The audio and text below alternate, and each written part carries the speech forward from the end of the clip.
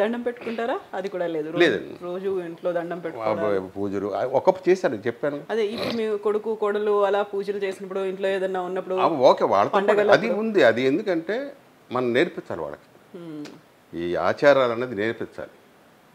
లేదా మూర్ఖులా తయారవుతారు. ఆ భయం దేవుడు అనేవాడు ఒక ఉన్నాడు భయం అని నా మనవాళ్ళు పూజ చేయమంటారు. దండం పెట్టుకున్నాను. ఈ శుక్లాంబరదం నేర్పిస్తా. గురువే సర్వలోకాన విషయ బహురోగ నిధే సర్వజ్ఞాన దక్షిణామూర్తి అని ఆయన గురించి ముందు రోజు ఒకసారి అనిపించమంట. నేనే చెప్తా. ఇక్కడి నుంచి నేను కూర్చొని చెప్తుంటే వాళ్ళు చెప్తుంటారు. మనవాళ్ళు కానీ మనవాడు కానీ వీళ్ళు కూడా అయ్యో అంతేగాని వ్యతిరేకం కాదు. వాళ్ళకి నేర్పించకపోతే ఒక భయం దేవుడు ఉన్నాడు మనం మంచి పనులు చేయాలి. మా పిల్లలు అంటారు దేవుడు కొడతాడు దేవుడు తిడతాడు ఇలా అంటుంటుంది మా మనవరాలు. తప్పు చేయకూడదు, సరైన మార్గంలో వెళ్ళాలి, మంచి మార్గం అది ఇవన్నీ చెప్తాను ఉంటాను పిల్లలకు చెప్పాలి. అతి చేదస్తాం వాడిలాగా ఈడిలాగా అని అవి నేర్పించకూడదు పిల్లలకి. రెమెడీస్ ఉన్నాయి, తాయెత్తులు కట్టుకోవాలి. అంత చేదస్తగా నేను దెబ్బ తగిలిందా సున్నం వేసుకో, ఇమీడియట్ సున్నం వేసుకుంటే తగ్గిపోద్ది. బెస్ట్ ఇది. దాని గురించి ఏదో దెయ్యాలు వచ్చేసినాయి ఇవి వచ్చినాయి దానివల్ల దెబ్బ తగిలింది ఇలాంటివన్నీ మూర్ఖపు అలవాటు అంట నేను. మరి అంతది వెళ్ళకూడదు. పిల్లలకి ఇష్టమైతే దండం పెట్టుకో లేదంటే లేదు అంతే. మా మనవడు ఉన్నాడు వాడు పరీక్ష రోజు దండం పెడతాడు. పెన్ను పేపర్ ఒకటి పెడతారు, సర్టిఫికెట్లు పెన్లు. ఏరా దేవుడు ఏమైనా వచ్చి చెప్తాడరా చెవులు అని చెప్తాడరా అన్న. కాదులే తాతయ్య వాళ్ళ పరీక్ష వచ్చి కాడకి దండం పెడతాడు. మిగతా రోజులు పట్టించుకోడు పెద్దోడు మనవడు. అది మరి అలాంటివి మనం నేర్పించకూడదు పిల్లలకి. వీలంత వరకు ఒక మంచి వీళ్ళతో మంచి చెబితే వాళ్ళు భవిష్యత్తుకు హెల్ప్ అవుతుంది. అదొక్కటే నా ఆలోచన అంతే. మిస్సెస్ ఎలా పోయారు? Heart attack. మా ఇంట్లో అదొక శాపం చెప్పాను. నేను అదే ఇంకా నాకు బాకీలు ఉన్నాయి కాబట్టి నేను సేవ్ అయ్యా, లేదంటే అప్పుడు టబా అయిపోయినది. మా ఫాదర్ అది హార్ట్ అటాక్ స్పాట్ అంతే. మా మదర్ మా అమ్మ సెకండ్ డే వెళ్ళిపోయింది. మీకు హార్ట్ అటాక్ వచ్చింది కదా షూటింగ్లో జరిగింది. అదే చెప్పాను మెరుకు రాగానే ఎవరికి ఇంకా నేను బైక్ ఉన్నాను అనుకొని వీడికి ఉన్నాను కాబట్టి అబ్బాయి కోసం అది కట్టించాలి, మళ్ళీ కట్టించి వాడుకోవాలి. లేదా ఇల్లు ఉండేదే కాదు. ఇవాళ కోట్లు అది అప్పుడు 5 లక్షలు కొన్నాం స్థలం వాల్యూ.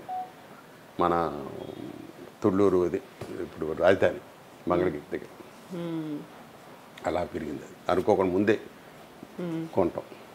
ఇప్పుడు మనము ఎలాగో ఫ్యామిలీ గురించి మాట్లాడుకుంటున్నప్పుడు కొడుకు కోడలు మీ వారసులుగా కొడుకు కూడా వచ్చాడు, అనుకోకుండా కోడలు కూడా ఇదే రంగం నుంచి వచ్చింది. బట్ వాళ్ళు సడన్గా మీరు ఎలా అయితే ఒక ఫుల్ స్టాప్ పెట్టాను అన్నట్టుగా వచ్చేసారు. ఫిల్మ్స్ సీరియల్స్ ఇవన్నీ వచ్చేసాయి, ఇంకా నా లైఫ్ ఇప్పుడు రిలాక్స్డ్గా ఉంటాను. మరి వాళ్ళు ఎందుకు ఉన్నట్టుండి సీరియల్స్ మానేశారు, సినిమాలు మానేశారు సడన్గా? నేను ఎప్పుడు కూడా నా కొడుకు చదువు పూర్తయిపోయిందా అడిగాడు సినిమాలో చేరతానని. నీ దగ్గర ఏముంది చెప్పు ఫస్ట్. నువ్వు యాక్టర్వా కాదు, ఏమీ నేర్చుకోరా. మరి కరాటీ గిరాటీ ఇలాంటివి నేర్చుకున్నావా? లేదు. కొన్ని డ్యాన్స్ నేర్చుకున్నావా? అది లేదు. ఎలా సినిమా యాక్టర్ అవుతావు అని ఫస్ట్ కనకాల దేవదాస్ గారు అని ఒక ఆయన ఉన్నారు, ఆయన దగ్గరికి వెళ్ళి నేర్చుకో. ఒక 1 year సంవత్సరం 2 years నేర్చుకో. ఆ తర్వాత నువ్వు ట్రై చేయి. నేను ట్రై చేయను, నువ్వు ట్రై చేసుకోవాలి. రికమెండ్ కూడా చేయనని చెప్పి లేదు, నేను రికమెండ్ చేయను. నేను చెప్తే ఇచ్చేస్తాను అనుకోబాకు. నీ టాలెంట్ చూసి వాళ్ళు ఇవ్వాలి అంటే వాడు అలాగే చేరాడు. ఈ 2-3 ఏళ్ళు వాడిని అప్పుడప్పుడు మధ్యలో టెస్ట్ చేసేవాడిని. డైలాగు గట్టిగా చెప్తున్నావా, డిక్షన్ ఎలా ఉంది, జనంలో లాంగ్ నుంచి చెప్పాలంటే ఏ సౌండ్లో చెప్పాలి, దగ్గరుంటే ఏ సౌండ్లో చెప్పాలి అంటే చెప్పాడు.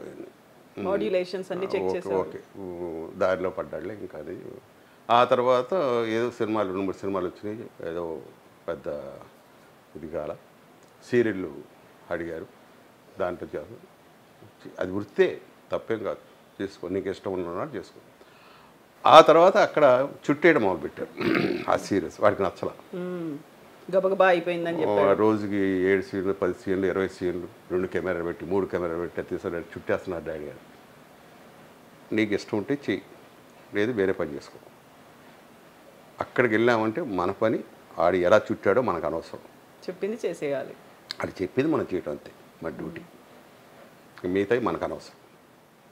ఒకడేమో ద్రాక్ష పళ్ళతో బ్రహ్మాండం తీస్తాడు, ఒకడేమో బత్తాయిలతో తీస్తాడు, ఒకడు రాళ్ళతో తీస్తాడు, అది మూసుకొని మనం చేయటమే అని ఇలా చెప్పి సరే తమిళ్లో కవర్ వచ్చింది రాడాను, వాయి బాగా సక్సెస్ అయిపోయాడు. ఇక్కడ కూడా అదే సేమ్, మధ్యలో మానేశాడు. ఏరా అంటే లేదు బాగాలేదు, ఇక్కడ కూడా అదే మొదలైంది, మరి ఏం చేస్తావు, బిజినెస్ చేస్తావు, లేదని ఆలోచించుకోరు, నీ ఇష్టం. ఒక 2 ఏళ్ళు అయిన తర్వాత ఇంకా దీని ఫ్లష్ అని ఒక చిన్న కొట్టు పెట్టుకొని అది అలాగ కసి అందులో కొడుకు శ్రీకర్, కోడలు సంతోషి ఇద్దరు కలిసి, తను కూడా మాకు తెలుగు సినిమాలో బోల్డంత పరిచయం ఉంది, సీరియల్స్ చేసి తను కూడా టక్కున వదిలేసి ఇద్దరు అనుకొని చేశారు, ఇద్దరు అనుకొని ఇలా కాదు మనం బిజినెస్ అనుకున్నారు. అది కుదిరింది, ఏది అవసరమో అది కరెక్ట్గా పట్టుకున్నారు. జనాలకి ఏది అవసరమో, ఇప్పుడు ఆ అమ్మాయికి ఉన్న పేరు అసలు మామూలుగా ఇంత కాదు. వాళ్ళు చెప్తుంటారు, బెంగళూరు షూటింగ్ వెళితే వాళ్ళు చెప్పేవాళ్ళు ఎంతమంది ఫ్యాన్స్ ఉన్నారండి ఇక్కడ ఆవిడకి. తెలుగు ఫ్యాన్స్ మర్చిపోలేదు, కన్నడం వాళ్ళు అంటమ్మా. అందుకని ఇప్పుడు కన్నడంలో కూడా వాళ్ళు చేస్తున్నారు. ఇప్పుడు కన్నడం కూడా అమ్మాయికి రాదు, కానీ వచ్చి రాని దీంతో మేనేజ్ చేస్తూ ఇప్పుడు మెయిన్ అక్కడ కూడా ప్లానింగ్ ఉంది. ఇద్దరు కష్టపడము రాత్రి, అలా కష్టం చూస్తుంటే నేను కూడా పడలేదు. నేను ఒకప్పుడు అనుకునేవాడిని పొద్దుననగా వెళ్ళిపోతాం, రాత్రి వచ్చేవాడికి పిల్లలు పడుకొని ఉంటారు, పొద్దున పడుకొని ఉంటారు పిల్లలు. 10th దాకా నేను వీళ్ళని చూసుకోవాలి పిల్లల్ని. ఒక్కోసారి మా మనవాడిని గారాబం చేస్తుంటే ఎందుకు రాళ్ళంత గారాబం, మీలా రోజులు వేరులేండి అంటే ఎగతానికి కావాలి కన్నా మనం ఎప్పుడు చూడలేదు కదా అది కానీ. అలాగా వాళ్ళు పడే కష్టం చూస్తుంటే అస్సలు ప్రాణం సూరు ఉండదు, తిండి ఉండదు, క్లాసులు ఏమో ఒక అరగంట 10 నిమిషాలు కదా తిండి తిని. వాళ్ళు ఏమనుకుంటారు, పొద్దున వెళ్ళిందంటే రాత్రి దాకా నిల్చోనే ఉంటుంది అన్నీ. ఇది కూడా హ్యాట్స్ ఆఫ్. అంత కష్టం ఎవరు, నేను ఒకప్పుడు అనుకునే నేను కష్టం, కానీ నాకన్నా వాళ్ళు వేరేట్లో కష్టపడుతున్నారు. కాకుండా ఆ సక్సెస్ కూడా అదే రేంజ్లో వస్తుంది కాబట్టి వాళ్ళు చెప్పా ఎక్కువ రోజులు చేయొద్దు, ఇంకొక 5 years చేసుకోండి, తర్వాతకి రిలాక్స్ అవ్వండి, ఇంకొద్దు, ఎందుకంటే మెంటల్గా డిస్టర్బ్ అయిపోతారు తర్వాత, వద్దు అని ఇద్దరికి వెళ్ళి ఎప్పటి నుంచి చెప్తున్నాం.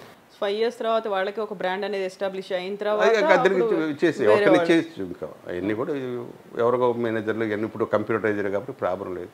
సరదాగా ఉంటే వెళ్ళండి, కాసేపు ఒక గంట కూర్చోడు వచ్చేయడం. ఇంత ఇదిగా రాత్రి పోవడం మొన్న 2 సార్లు చూసాం మా వాడిని. అయితే అంటే పనోళ్ళు చేసే తప్పులకి వీళ్ళు ఎంత బలవుతున్నారంటే, స్ట్రెస్ ఎంత అవుతుంది అని హాస్పిటల్కి వెళ్ళి ఆ సూది ఇలాగ ఇక్కడ ఉంటుంది కదా అలాగ ఉంది, వచ్చాడు ఇంటికి కూర్చున్నాడు, పాండిచ్చేరిలో మర్చిపోయాం నగలు అన్నారు. చూసా ట్రై చేశాడు, తాళాలు తీసుకున్నాడు, ఎక్కడికి రా అన్నాడు. పాడి ఏరా నీకేం మతుంది లేదు, పక్క తీరు కూడా తీరేది లేదు, వెళ్ళాలి వెళ్ళిపోయాడు. 7 రోజులు హాస్పిటల్లో ఉండి వచ్చి మనిషి ఎలా ఉంటాడు నీరసపడి వెళ్ళిపోయాడు. కరెక్ట్గా ముహూర్త టైంకి వెళ్ళిపోయాడు. ఆ నగలు ఇచ్చి ఆయన తిట్టకుండా తిట్టాడు, మొత్తం బ్లడ్ సూది మొత్తం ఆ సూది లోపల పెడతారు కదా, అది తీల ఇంకా అంటే రోజు వెళ్ళి మళ్ళీ చేయించుకోవాలి. తిట్టి ఏమైంది ఇప్పుడు నగలు లేకపోతే ఏమైంది, ఆల్రెడీ కోటీశ్వర్లు బంగారు పెట్టుకుంటాం కదా అని ఆయన తిట్టాడు. అంత ఇది డెడికేషన్ ఉండబట్టి డెడికేట్గా వాళ్ళకి అంత పేరు. Hats off. మొన్న కూడా ఈ మధ్య అదే జరిగింది. మళ్ళీ వచ్చాడు ఏదో ఊరు నుంచి, వెంటనే ఫోను సేమ్ అదే పాటించి ఏదా అంటే ఇంకెవరు లేరు, టైం లేదు, నేనే వెళ్ళాల్సిందే.